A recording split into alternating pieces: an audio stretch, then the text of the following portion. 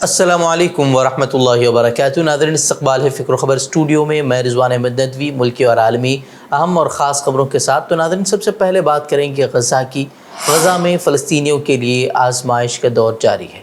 Israeli अफ़वाज लगातार इंसानी इमदाद के मुंतज़िर लोगों पर फायरिंग कर रहे हैं।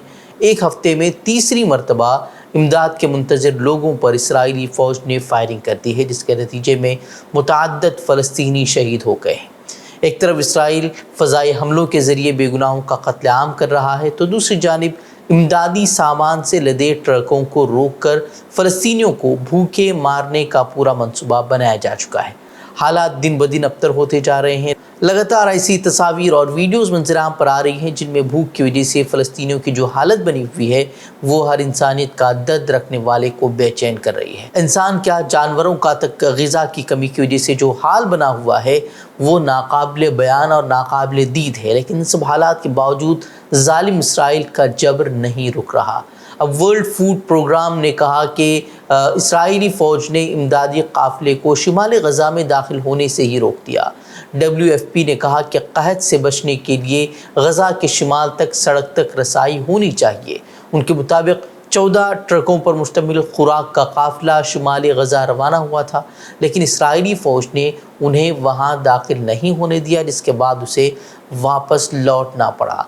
फ़लस्तीनी वज़ारत ख़ारजा ने भी गज़ा की पट्टी में इमदाद की इजाज़त देने के लिए सभी सरहदी गुज़रगाहों को खोलने का मुतालबा किया है, लेकिन इमदाद को पहुँचने वहाँ तक नहीं दिया जा रहा और वो इसके बजाय जो लोग उसके मुंतज़िर हैं उसको उन पर बम बरसाए जा रहे हैं, उन पर फायरिंग करके उन्हें मौत के घाट वो उतारा जा रहा है, जिस पर इसकी जितनी मजम्मत की जाए उतनी कम है। लेकिन इसके बावजूद ये देखा जा रहा है कि अब भी कई आलमी ममालिक वो उसके साथ, इसराइल के साथ खड़े हैं और उसकी हिमायत कर रहे हैं।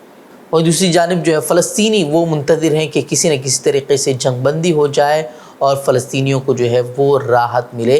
जंगबंदी के लिए आपको मालूम होना चाहिए कि मुज़ाकरात का अमल जारी है और रमज़ान से क़ब्ल जंगबंदी की उम्मीदें ज़ाहिर की जा रही हैं। लेकिन मिस्री हुक्काम के मुताबिक मुक़द्दस महीने रमज़ान का आगाज़ को एक हफ़्ते से भी कम का वक्त रह गया है। लेकिन ऐसे में गज़ा में जंगबंदी और इसराइली रगमालियों की रिहाई के सिलसिले में हमास के साथ 3 रोज़ तक जारी रहने वाले मुज़ाकरात में कोई पेशरफ्त नहीं हो सकी है।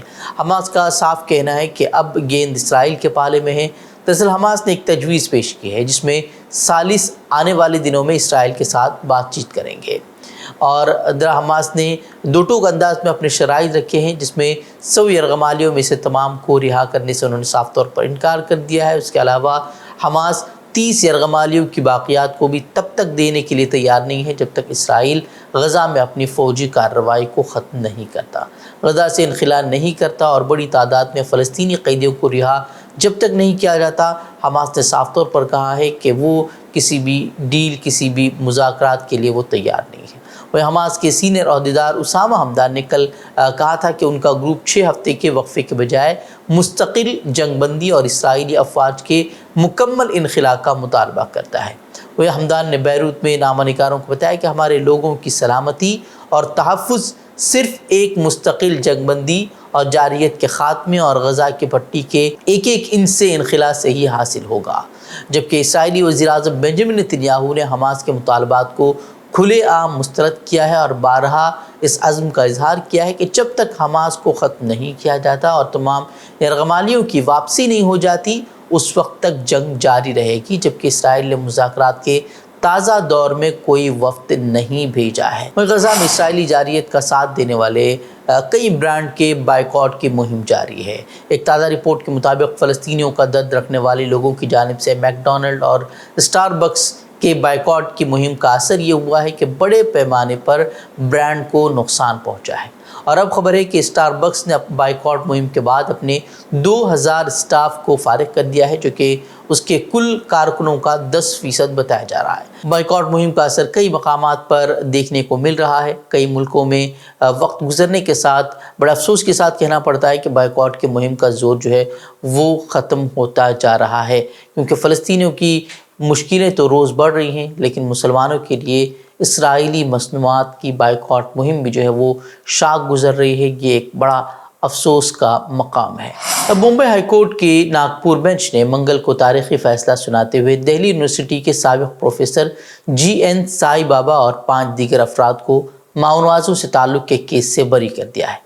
سائی بابا جو جسمانی طور پر 90% معذور ہیں، ان پر UAPA جیسے انتہائی سخت قانون کے تحت ماونوازوں سے تعلق، ملک کے خلاف جنگ کی سازش رچنے اور غیر قانونی سرگرمیوں میں ملوث ہونے کا مقدمہ قائم کیا گیا تھا، یہ کہتے ہوئے کہ تفتیشی ایجنسی اپنا الزام ثابت نہیں کر پائی، ملزمین کو فوراً رہا کرنے کا عدالت نے حکم سنایا۔ عدالت نے اپنے فیصلے کی اہمیت کا اظہار کرتے ہوئے ہدایت دی کہ اسے منگل کو ہی ہائی کورٹ کی ویب سائٹ پر اپلوڈ کر دیا جائے۔ کورٹ نے حکومت کی اپیل کے باوجود سنائے گئے فیصلے پر روک لگانے سے بھی انکار کر دیا اور ملزمین کو رہا کرنے کا حکم سنایا ہے۔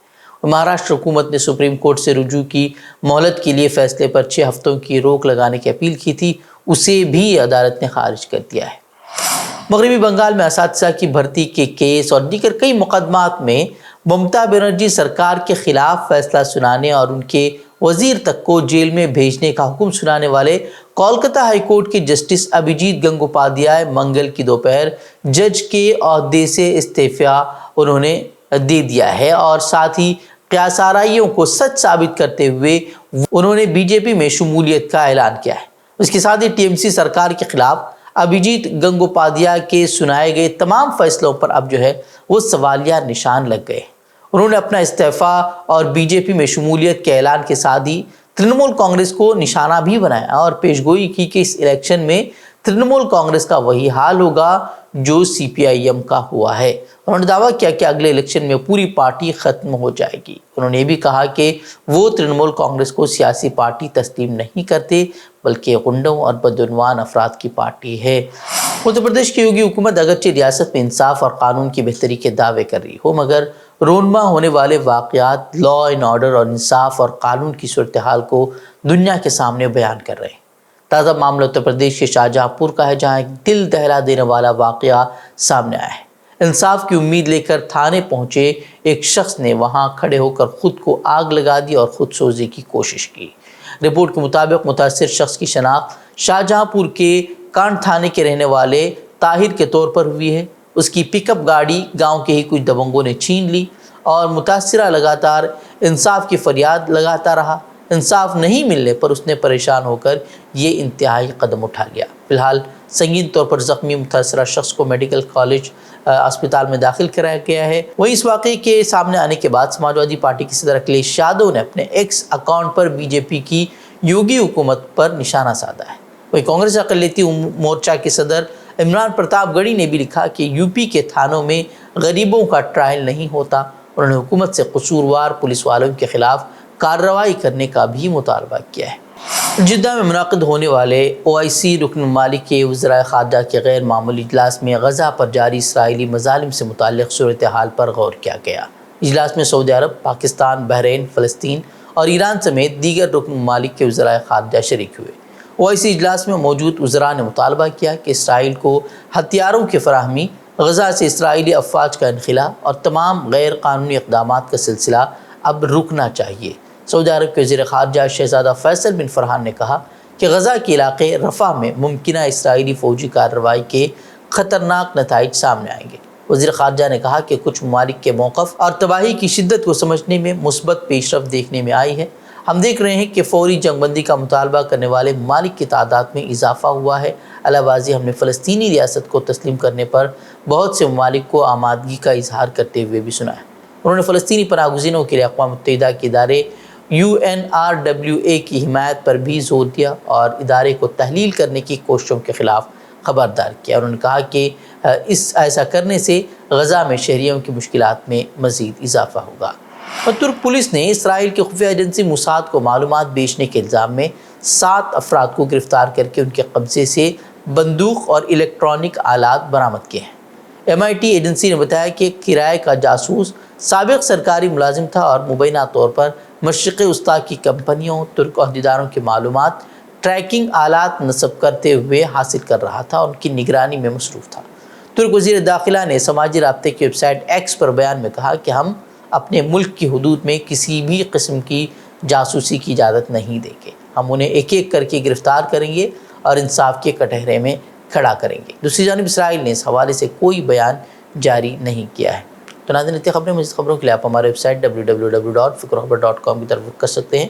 ویڈیوز کے لیے ہمارے یوٹیوب چینل کو سبسکرائب کریں۔ تو ناظرین اجازت دیں، السلام علیکم ورحمۃ اللہ وبرکاتہ۔